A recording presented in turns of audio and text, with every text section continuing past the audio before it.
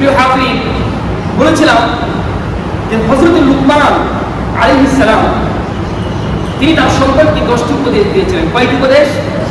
সবাইকে আওয়াজ করবেন, কয়টি উপদেশ? 10টি। এর মধ্যে আমরা একটি শুনেছিলাম। পৃথিবীর প্রতিটি বাবা, প্রতিটি মা তার সন্তানকে সে যেন সঠিকভাবে সন্তানকে পথ প্রদর্শন করতে পারে, গাইড করতে পারে, এই জন্যই আল্লাহ তাআলা হযরত লুকমানের দেয়া সন্তানকে উপদেশগুলো পবিত্র শ্রেষ্ঠ গ্রন্থের মধ্যে তুলে দিয়েছেন। আওয়াজ করেন সুবহানাল্লাহ। আল্লাহ রাব্বুল আলামিন কুরআনুল কারীমের সূরাতুল লুকমানের 13 নম্বর আয়াত থেকে আলোচনা শুরু করছেন।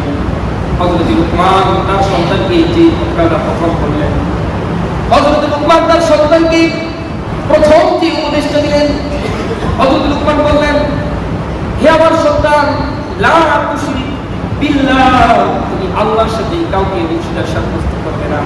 ইন্নাশ শিরকা লা যুলমুন আযীম, নিশ্চয়ই শিরক হলো বিরাট বড় দণ্ডনীয় পাপ। শুনুন, এক নম্বর উপদেশ, শিরক করবে না। কি করবে না? শিরক করবে না। অর্থাৎ হযরত লুকমান তার সন্তানকে তাওহীদ শিক্ষা দিচ্ছেন। আমার আপনার সন্তান জন্ম নেওয়ার পরে সর্বপ্রথম আমরা তাকে তাওহীদ শিক্ষা দেব। আল্লাহ এক, এটা আমরা তাকে জন্মের পর থেকে তাকে কি করব? শিক্ষা দেব।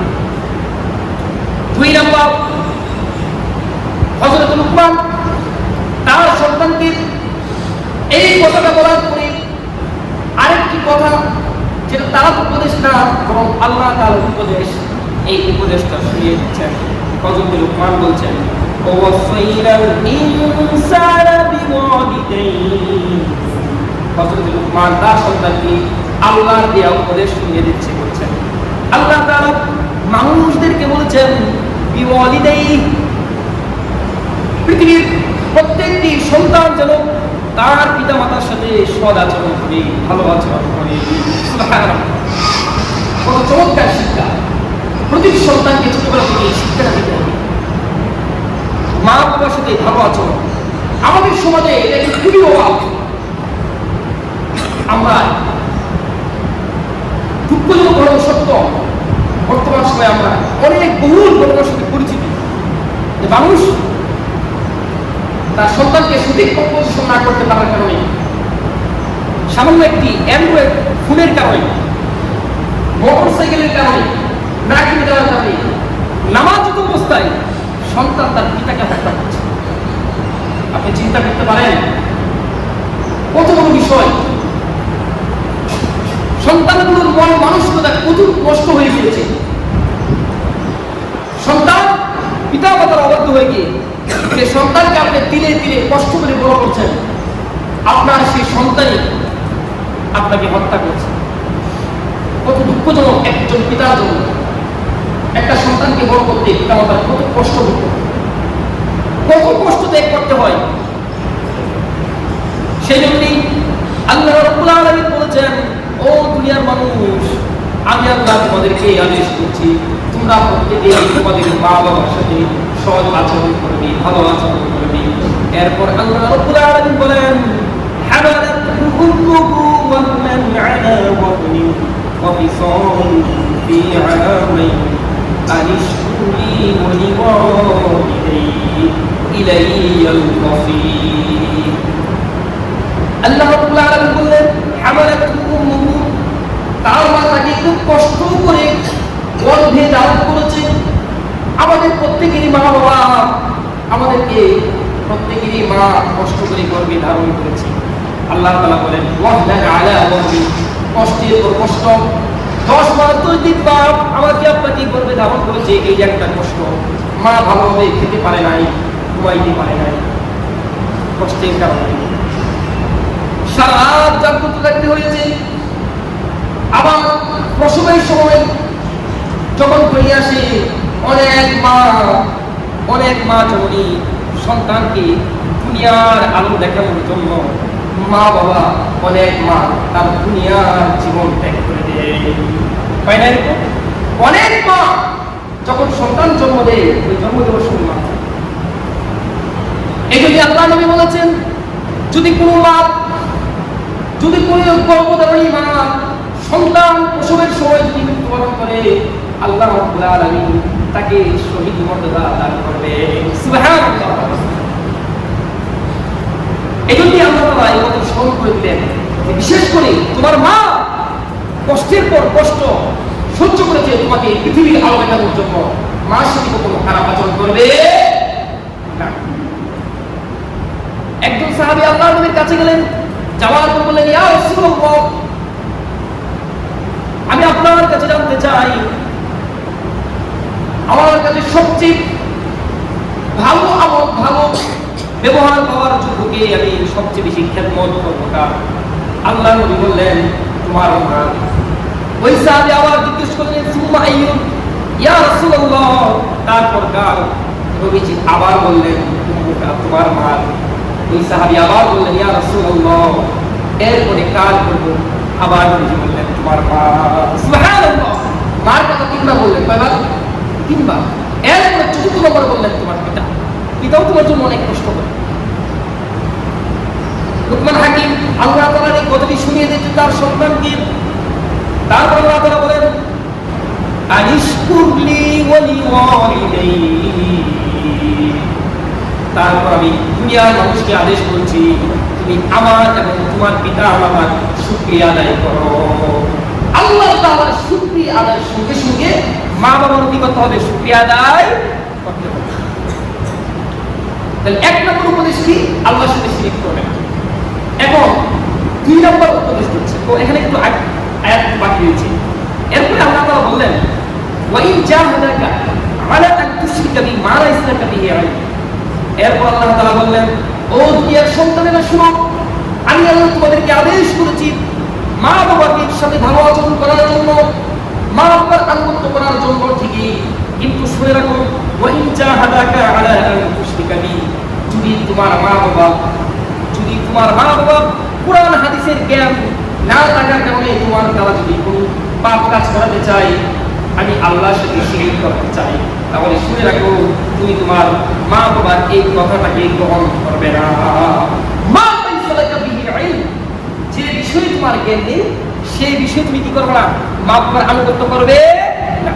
আপনার মা যদি আপনার বাবা যদি বলে যে আজকে অমুক মারে কতটা একটা গরু মানত করলাম, ছাগল মানত করলাম, তারপরে যে বলে ওই মাদারে যে আজকে সেদ্ধ দিতে হবে, মাদার পানি ধুয়ে মাদার যে পরিষ্কার করে পরিষ্কারের যে পানি, সেই পানি থেকে পান করতে হবে, তাহলে তো সব ভালো হয়ে যাবে, বলে নাউযুবিল্লাহ। তখন ওই ক্ষেত্রে মা বাবার কি করা যাবে না? আনুগত্য করা যাবে না। আল্লাহ তাআলার আদেশ। আল্লাহ তাআলা বলেন, ফালা তুতিউহা, তখন তাদের কাউকে আনুগত্য করবে না, কিন্তু শুনে রাখো, ওয়াসাহিবুহুমা ফিদ দুনিয়া মা'রুফা, কিন্তু মা বাবার সাথে সৎভাবে ভালোভাবে দুনিয়াতে বসবাস করবে। মা বাবা যদিও তারা তোমাকে শিরক করতে বলে, যদিও তোমাকে তারা গুনাহের কাজ করতে বলে, মা বাবার সাথে ধমকে সুরে কথা বলবে না, তাদের সাথে রাগ দেখাবে না, তাদের সাথে খারাপ ব্যবহার করবে না, দুনিয়াতে সুন্দরভাবে ভদ্রভাবে তাদের সাথে বসবাস করবে। সুবহানাল্লাহ। ইসলাম আমাদেরকে কত চমৎকার শিক্ষা দেয়। যদি এটা বলতো তোমার মা তোমাকে শিরকের কথা বললে তুমি ঝগড়া করবে, আল্লাহ তাআলা এটা বলেছেন? বলে নাই। আল্লাহ বলেছে, মা বাবা যতই ভুল করো তুমি তাদেরকে বুঝাবে যে মা আপনি আমাকে যেটা আদেশ করছেন, বাবা আপনি আমাকে যেটা আদেশ করছেন, কিন্তু সেটা আল্লাহ তাআলার নিষেধ, আমি তো আপনার আনুগত্য করতে যে আল্লাহর নাফরমানি করতে যাব না। আমার নবী বলেছেন, লা তুআতা লিমাখলুকিন ফি মা'সিয়াতিল খালিক, স্রষ্টা সৃষ্টির আনুগত্য করতে গিয়ে স্রষ্টার নাফরমানি করা যাবে না। তাহলে মা বাবার সাথে ভালো আচরণ করবো আমরা ইনশাআল্লাহ। হযরত লুকমান আলাইহিস সালাম তার সন্তানকে দ্বিতীয় নাম্বার উপদেশ দিচ্ছেন। সন্তানকে বলছেন, ইয়া বুনাইয়া, হে আমার সন্তান, ইন্নাহা ইনতাকু মিথকালা হাববাতিন মিন খারদালিন ফাতাকুন ফি সাফরাতিন আও ফিস সামাওয়াতি আও ফিল আরদি ইয়াতি বিহা আল্লাহ, ইন্নাল্লাহা লাতীফুল খাবীর। লুকমান হাকিম তার সন্তানকে বলছে, হে আমার সন্তান শুনে রাখো, ইন্নাহা ইনতাকু মিথকালা হাববাতিন, পাপ যদিও এটা শস্যের দ্বারা পরিমাণ হয়, তুমি যদি গুনার কাজ করো, এই গুনার কাজটা যদি সরিষার দানার সমপরিমাণ হয়, তারপর শুনে রাখো, যদি তোমার এই পাপটা সরিষার দ্বারা পরিমাণ হয়, আর যদি ফাতাকুন ফি সখরা, আর যদি তা পাথরের ভিতরে লুকায়িত থাকে, আও ফিস সামা, অথবা আকাশের মধ্যে লুকায়িত থাকে, আও ফিল আরদি, অথবা জমিনের মধ্যে থাকে, ইয়াতি বিহাল্লাহ, আল্লাহ রাব্বুল আলামিন কিয়ামতের ময়দানে তোমার এই সরিষার দানা পরিমাণ লুকায়িত পাপকেও তোমার সামনে উপস্থিত করবে। আল্লাহু আকবার। লুকমান হাকিম তার সন্তানকে বলছে, সন্তান তুমি গোপনে প্রকাশ্যে ছোট বড় যত গুনাই করো না, তোমার গুনার পরিমাণটা যদি সরিষার দানা পরিমাণ, অনুর চেয়েও অনু, বর্তমান সময়ে অনুর চেয়েও অনু। অনু আমরা কিভাবে বুঝি? শীতের সকালবেলায় যারা টিনের বাড়ি আছে, দেখবেন টিন যদি উপরে টিনের ছিদ্র থাকে, ওই ছিদ্র দিয়ে সূর্যের আলো প্রবেশ করে। খেয়াল করেছেন আপনারা? ওই যে একটা আলো আসে ঘরের ভিতরে, এই আলোর মধ্যে দেখবেন ছোট ছোট ধূলিকণা উঠতে থাকে, দেখেন না আপনারা? অনু যদি মানুষের কোনো গুনাহ হয়ে থাকে, আর সেই গুনাহটা যদি পাথরের ভিতরে লুকায়িত থাকে, আকাশের মধ্যে হয়ে থাকে, জমিনের নিচে হয়ে থাকে, তারপর আল্লাহ তাআলা সেটা মানুষের সামনে কিয়ামতের ময়দানে উপস্থিত করবেন। সুবহানাল্লাহ। কত চমৎকার একজন পিতার উপদেশ। আমরা আমাদের সন্তানকে বলবো, সন্তান তুমি হয়তো আমার সামনে কোনো গুনার কাজ করবে না, তুমি হয়তো তোমার মার সামনে কোনো গুনার কাজ করবে না, তোমার টিচারের সামনে কোনো গুনার কাজ করবে না, তোমার পরিবারের কারো সদস্যের সামনে গুনার কাজ করবে না, কিন্তু তুমি যখন নীরব, নিস্তব্ধ, নির্জনে একাকী থাকবে, কখনো তুমি আল্লাহ তাআলাকে ভয় করবে, মনে করবে, এই কথাটা মনে রাখবে, তুমি ছোট গুনাহ আর বড় গুনাহ যাই করো না কেন, আল্লাহর সামনে তোমার এটার জবাবদিহি করতে। এই জন্য আল্লাহ নবী চমৎকার একটি হাদিস বলেছেন। আবু যর গিফারী রাদিয়াল্লাহু আনহু নবীজি বলেছেন, যে চমৎকার কথাটা বলেছেন, এই কথাটা আমাদের বাড়ির মধ্যে, দোকানের মধ্যে লিখে টানিয়ে রাখা দরকার। নবীজি আবু যর গিফারী রাদিয়াল্লাহু আনহু বলেছেন, হে আবু যর শোনো, ইত্তাকিল্লাহ হাইসুমা কুনত, হে আবু যর তুমি যেখানেই থাকো না কেন, বাড়িতে থাকো, ব্যবসায় থাকো, যানবাহনে থাকো, পরিবারের সাথে থাকো, একাকী থাকো, নির্জনে থাকো, যেখানেই থাকো না কেন, শুনে রাখো তুমি সদা সর্বদা আল্লাহ তাআলাকে ভয় করবে। সুবহানাল্লাহ। যেখানেই থাকো না কেন আল্লাহর ভয় তোমার ভিতরে যদি থাকে, তোমার দ্বারা কোনো পাপ কাজ সংঘটিত হবে। তারপরে লুকমান হাকিম তার সন্তানকে এই কথাটা বললেন, ইন্নাল্লাহা লাতীফুন খাবীর, নিশ্চয়ই আল্লাহ তাআলা সূক্ষ্ম দ্রষ্টা, খবীর এবং সম্মুখ অবগত, তিনি সব কিছুর খবর রাখেন। 3 নাম্বার, হযরত লুকমান আলাইহিস সালাম তার সন্তানকে উপদেশ দিচ্ছেন, ইয়া বুনাইয়া, হে আমার সন্তান, আকিমিস সালাত, তুমি নামাজ কায়েম করো। প্রত্যেক পিতামাতার উচিত তার সন্তানকে 7 বছরেই নামাজ শিক্ষা দেওয়া, নামাজের উপদেশ দেওয়া। নবীজির হাদিস, তোমরা তোমাদের সন্তানকে 7 বছর যখন বয়স হয় তখন সন্তানকে নামাজের জন্য আদেশ করো, আর যখন 10 বছর পরিত হয় তখন তুমি তোমার সন্তানকে নামাজ না পড়ার কারণে তাকে প্রহার করো। কয়জন করেছেন সন্তান? তাকে নামাজের প্র্যাকটিস করা, নিজের সাথে করে মসজিদে নিয়ে আসেন, সন্তানকে নিয়ে বাড়িতে নফল নামাজ পড়ে একত্রিত করেন, তাহাজ্জুদে নামাজ পড়েন। একটা মানুষ যখন সে জিন্দা হবে, নামাজ পড়বে, তার ভিতরে কোনো গুনাহ থাকবে না, ওই সন্তান কোনোদিন মা বাবার নাফরমানি করবে না। আমরা ফজরের নামাজ পড়ে এসি, কিন্তু সন্তানগুলো বাড়িতে আরাম ঘুমায়। আমি চিন্তা করি, আমার এই সন্তানকে এখন আমি এত রাত্রে ডাক দিব, সন্তান মোবাইল টিপতে টিপতে সময় পার করে দিয়েছে একদম 12টা 1টা 2টা পর্যন্ত, কোনো খোঁজ খবর নাই। আর এই সন্তানকে ফজরের সময় আপনার ডাকতে দ্বিধাবোধ হয়, এটা স্বাভাবিক। সন্তানের ঘুমের ক্ষতি হবে, সেজন্য সে ডাক দেয় না। কিন্তু একটা জিনিস চিন্তা করেন, রাত্রিবেলায় আল্লাহ তাআলা না করুক, এক্সাম্পল, উদাহরণস্বরূপ, আপনার ঘরের মধ্যে আগুন লেগেছে, আপনি ঘরের বাইরে, আপনার সন্তান, বিবি বাচ্চা সবাই ঘরের ভিতরে, কোনো বিবেকবান, সুস্থবান, দায়িত্ববান পুরুষ তার পরিবারকে জাগ্রত না করে সে কি চলে আসতে পারবে? একাকী রেখে চলে আসবে? কোনো বিবেক সুস্থবান ব্যক্তি কখনো এই কাজটা করবে না, কারণ সে জানে আমি যদি এখানে গাফিলতি করি, আমার পরিবারের, আমার স্ত্রী, আমার সন্তানদেরকে যদি আমি জাগ্রত না করি, আমার মা বাবাকে যদি আমি জাগ্রত না করি, সবাই পুরো শেষ হয়ে যাবে, আমার পুরো পরিবার শেষ হয়ে যাবে। দুনিয়ার আগুনের ক্ষেত্রে যদি এত ভয় হয়, জাহান্নামের আগুনের ক্ষেত্রে আরো বেশি ভয় হওয়া উচিত, আরো বেশি ভয় হওয়া উচিত। এই জন্যই সন্তানকে নামাজের আদেশ করবেন, নামাজ না পড়ার কারণে শাস্তি দিবেন, এটা ইসলামী শরীয়তের আইন। আল্লাহ তাআলা সূরাতুল লুকমানের মধ্যে হযরত লুকমান ছেলেকে এই উপদেশ দেওয়াটা সুন্দরভাবে তুলে ধরলেন। হযরত লুকমান 3 নাম্বার তার সন্তানকে যে উপদেশটা দিলেন, আপনি কি সলাহে আমার সন্তান নামাজ কায়েম করুন। 4 নাম্বার ওয়াকুর বিল মা'রুফ, সৎ কাজের আদেশ দাও, সৎ কাজের আদেশ দাও। ছোট থেকে সন্তানকে এভাবে শিক্ষা দিবেন, ভালো ভালো কাজের আদেশ দেওয়ার জন্য সন্তানকে উপদেশ করবেন, আপনি শিখাবেন।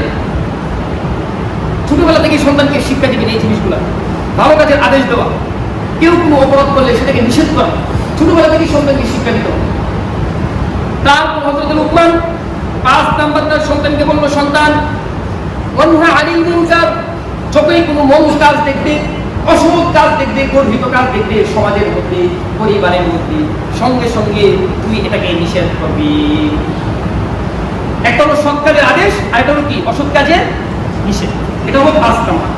6 নাম্বার হযরত লুকমান তার সন্তানকে বলল, সন্তান ওয়াসবির আলা মা সাবাক, তুমি যখন সমাজের মধ্যে সৎ কাজের আদেশ দিবে, অসৎ কাজে নিষেধ করবে, যাত্রা, তারপর নাচের অনুষ্ঠান, গান, সুদ, ব্যভিচার, জিনা, অন্যায়, অবিচার, জুলুম, এগুলোর বিরুদ্ধে তুমি যখন কথা বলবে, ওয়াসবির আলা মা সাবাক, তসবির করার মতো একের পর এক তোমার উপর মুসিবত চলে আসবে, তোমাকে নিয়ে মানুষ, সমাজের মানুষ সমালোচনা করবে, তোমাকে মারতে চাইবে, তোমাকে তোমার পরিবার ত্যাগ করতে হবে, তোমার সমাজ ত্যাগ করতে হবে, তোমার দেশ ত্যাগ করতে হবে। কিন্তু শুনে রাখো, ওয়াসবির আলা মা সাবাক, ওই সময়ের মধ্যে তুমি কি করবে? ধৈর্য ধারণ করবে। সুবহানাল্লাহ।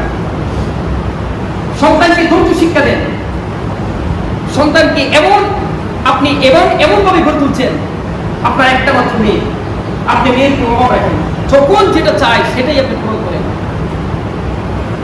1 মাসে 3-4টা জামা, কোনো অভাব পূরণ রাখেন না, একটা মাত্র মেয়ে, ভালো। কিন্তু ধৈর্য সবল শিক্ষা দেন, আবদার করার সঙ্গে সঙ্গে সকল আবদার পূরণ করবেন না।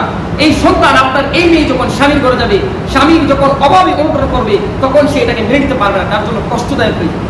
কারণ আপনি আপনার সন্তানকে ধৈর্য সবল শিক্ষা দেন। প্রতিটি পরিবারের মধ্যে এই শিক্ষা নিয়ে আপনার মেয়েকে আপনি রান্নার কাজ শিখাবেন। স্বামীর ঘরে গেলে তার হাতে একটু কাজ করলে সে এটাকে খুব নোংরা মনে করে, এই কাজটাকে সে খুব কষ্টকর মনে করে। নিজের সন্তানকে, আপনি আপনার সন্তানকে আপনার জামাতে তাকে আদেশ করবেন, আপনার কাপড় চোপড় ভাঁজ করতে আদেশ করবেন, আপনার টুপি পরিষ্কার করতে আদেশ করবেন, সন্তানকে এই কাজের উপদেশ দিবেন, ধৈর্য শিক্ষা দিবেন। কষ্ট করলে তো আমরা যখন কষ্ট করি, যখন কোনো কাজ করি কষ্ট হয়, তখন আমাদের ধৈর্যের প্রয়োজন না? ধৈর্য ছাড়া আপনি কোনো কাজ, দোকান বলেন, ব্যবসা বাণিজ্য, ক্ষেত খামারে যত কাজ, কোনো কাজে কিন্তু ধৈর্য ছাড়া হবে না।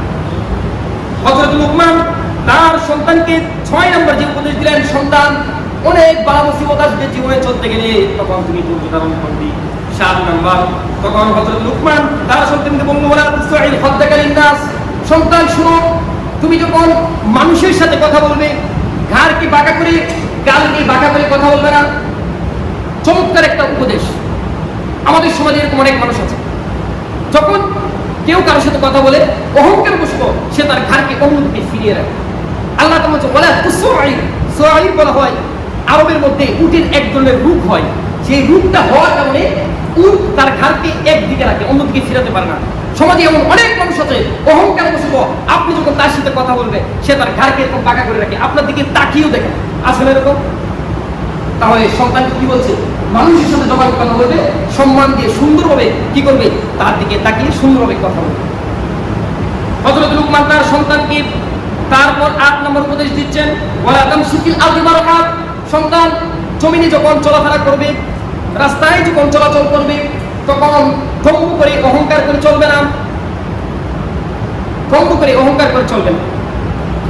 এরপরে হযরত লুকমান 9 নম্বর তার সন্তানকে দিচ্ছেন, ওয়াকসিতি মাসিকা, তুমি তোমার চলার ক্ষেত্রে মধ্যম পন্থা অবলম্বন করবে। যখন রাস্তাটি চলাচল করবে, দৌড়াদৌড়ি করে এরকম ভাবে চলাচল করবে না, আবার এমন ভাবেও চলবে না যে দেখে মনে করবে তুমি কোনো রুগী আক্রান্ত, অসুস্থ হলে ভিন্ন কথা। এটা হলো 9 নম্বর উপদেশ। 10 নম্বর সন্তানকে যে উপদেশটা দিলেন, ওয়াকদুদ মিন সাউতিক, তুমি যখন কথা বলবে তখন তোমার কণ্ঠস্বরকে নিচু রাখবে, উচ্চ আওয়াজে খরগোশ ভাষায় তুমি মানুষের সাথে কথা বলবে না। কারণ ইন্না আনকারুল আসওয়াতি লাসাউতুল হামির, আওয়াজের মধ্যে কণ্ঠস্বরের মধ্যে সবচেয়ে নিকৃষ্ট কণ্ঠ হলো গাধার আওয়াজ। কিসের আওয়াজ? গাধার আওয়াজ। তাই মানুষের সাথে যখন কথা বলবে সুন্দর সাবলীল ভাষায় কথা বলবে, গাধার আওয়াজের নেই কথা বলবে না, অহংকার বশত কথা বলবে না।